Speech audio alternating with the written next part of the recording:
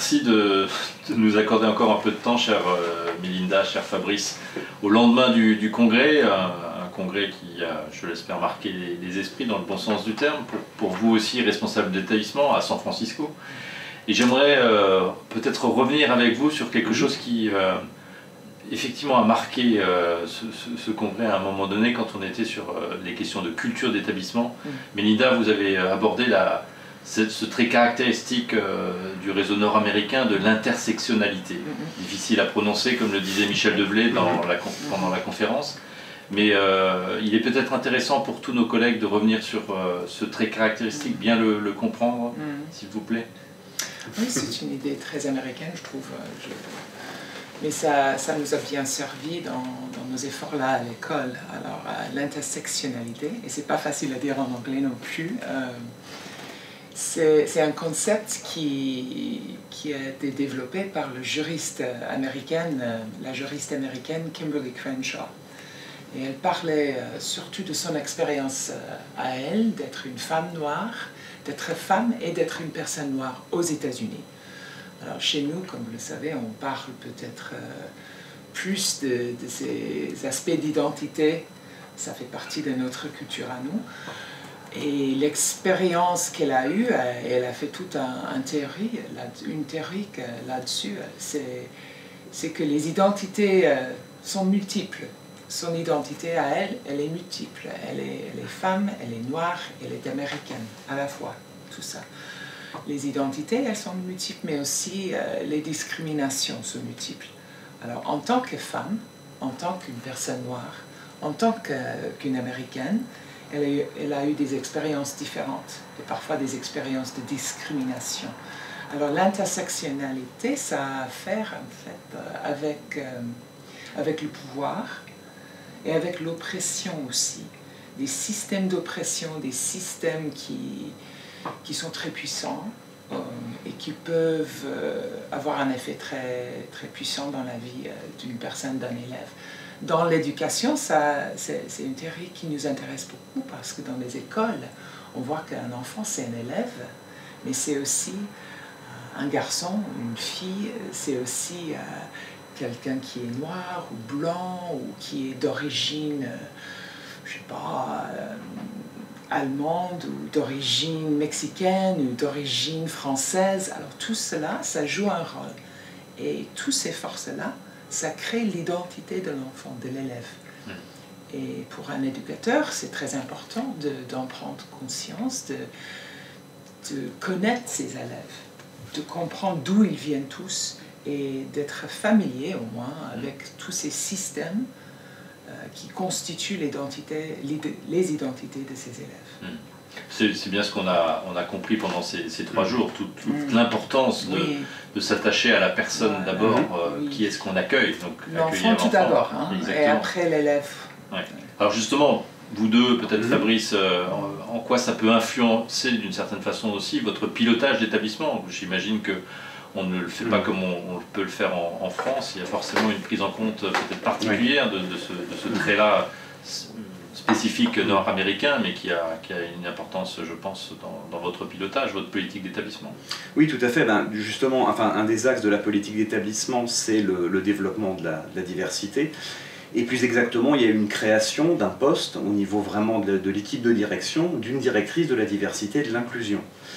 Et on s'aperçoit justement qu'il y a un travail énorme à fournir, puisque tout le monde part de l'idée que oui, on accepte la diversité, que oui, on accepte l'inclusion, qu'il y a plus de 50 nationalités à l'école, donc de facto, on est une communauté qui est très diverse, mais ça ne veut pas forcément dire qu'on répond toujours justement aux attentes et aux besoins de tous les élèves. Voilà. Et donc ça crée, la diversité, ça crée des moments, je dirais, d'inconfort quelque part. Ça crée des conversations qui ne sont pas toujours faciles, parce que justement, on a tous une réponse culturelle au concept de la diversité, à l'accueil des élèves, et souvent, on voit que, par exemple, on a des collègues français qui disent « Oui, mais enfin bon, d'accord, cet élève est noir, mais moi, je ne vois pas la couleur. Pour moi, ils sont tous pareils. » Voilà.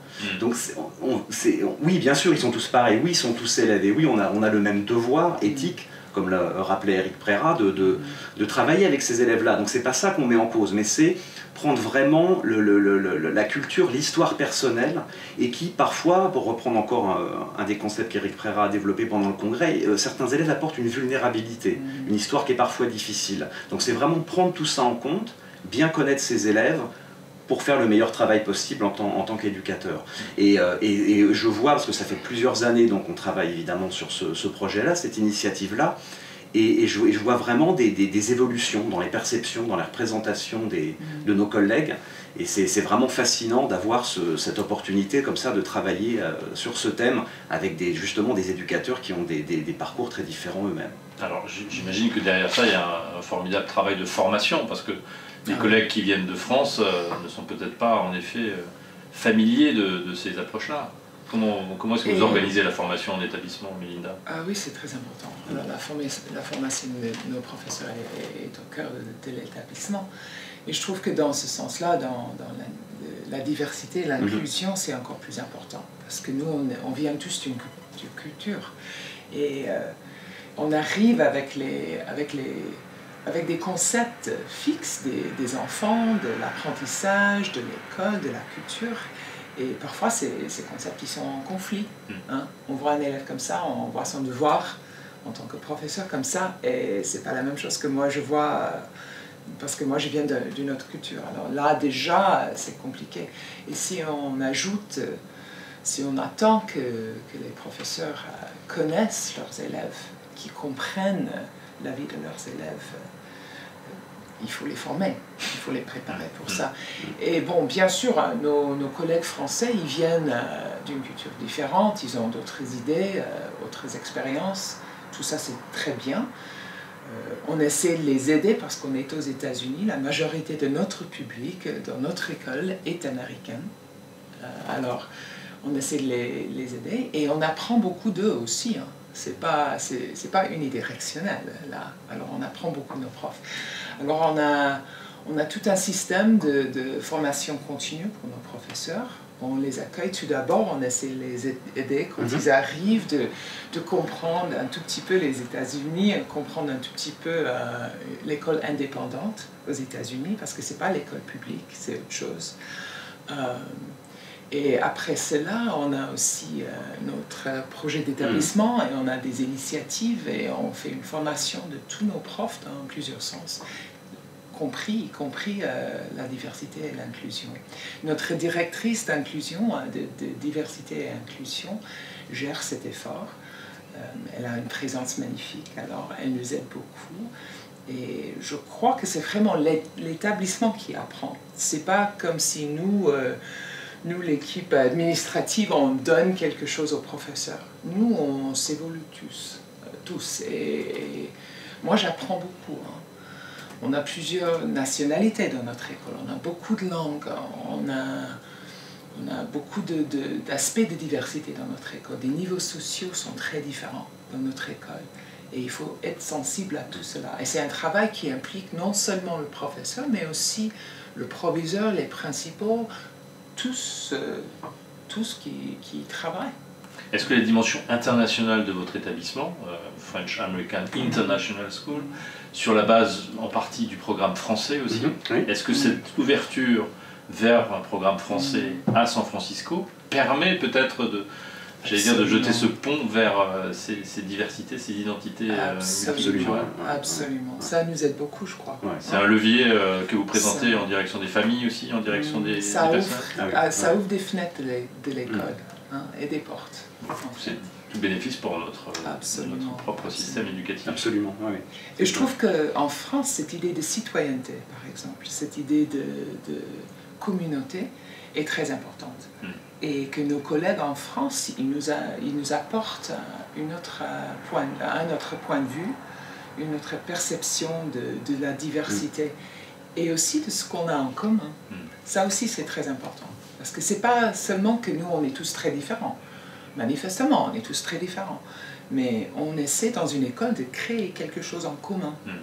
Et là, cette histoire en France, cette culture en France de l'école comme centre de la culture, Ça, c'est très important. Et ça nous aide beaucoup. Mais vous savez, nous, on s'enrichit parce que vous êtes avec nous aussi. Et c'est la mission laïque française, si elle peut avancer sur son propre chemin, c'est parce que nous sommes partenaires. C'est parce que nous nous penchons aussi à ce qui fait votre spécificité pour ne pas faire de notre programme français l'alpha et l'oméga. C'est bien un enrichissement mutuel. Donc, merci pour ce moment d'échange et ces quelques mots supplémentaires à la conférence que j'invite tous à regarder encore. Michel Leblé qui est en ligne. Merci beaucoup. Merci. Merci Michel.